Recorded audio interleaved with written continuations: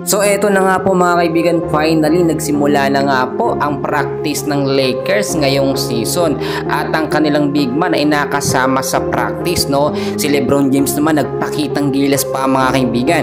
And before that mga kaibigan, please huwag po munang kalimutan mag-like and subscribe and pahit na rin po ng notification bell. Maraming salamat po.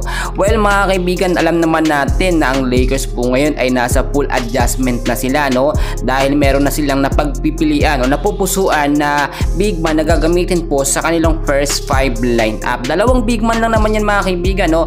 Etong kanilang bagong recruit na si Kylor Kelly, no? Napapabilita po na mabibigyan ito ng mahabang playing time sa opening po ng NBA. Kapalitan niya po doon, eto nga pong si Jackson Hayes. So bakit po ito mga kaibigan? Bakit hindi yung magagaling na big man o yung mga veterano na dito sa Lakers? Well mga kaibigan, alam naman natin yung mga veteranong player po ng Lakers, no, ay paritiro na rin at kinakailangan po nilang mag-practice at maghanap, no, ng panibagong papalit.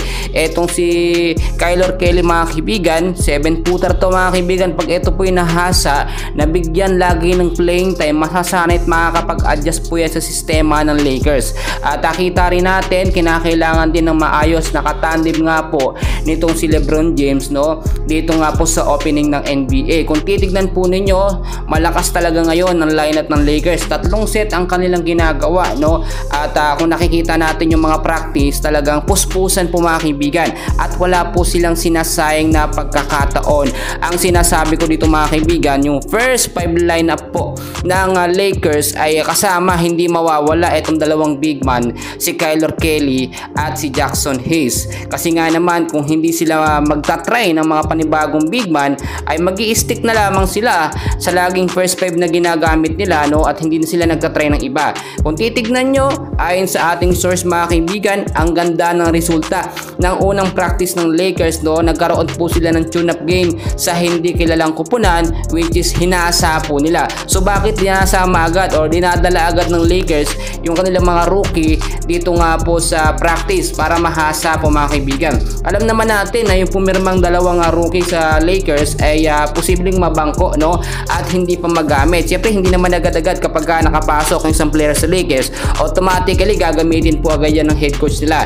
Hindi pa mga kaibigan, maghihintay pa yan ng matagal. Unlike kila LeBron James, kila Austin Reeves, kila Russell, Angelo Russell mga kaibigan, yung mga player po na yan, talagang usually sila po yung babad na babad at mag-a-adjust po yung player kung sino yung ipapasok. Kila LeBron James, no, mag-a-adjust talaga, especially yung big man. Kailangan din po kasi yung big man nagkakaroon po ng partisipasyon dito nga po sa power forward na si LeBron James. At kung sakaling si Kylor Kelly, hindi po yan makakasabay sa galawan po nitong si LeBron James. Kaya ang nakikita natin, kapag ginamit si LeBron sa opening po ng NBA, automatically gagamitin dyan si Jackson Hayes mga kaibigan. Walang kaduda-duda. So ang dami nating kaganapan mga kaibigan. Meron pa mga susunod na update sa Lakers dahil papalapit na rin, no, ang opening po ng NBA ngayong season at bigatin ang kanilang mga kalaban. And please huwag kalimutan mag-like and subscribe. Maraming salamat.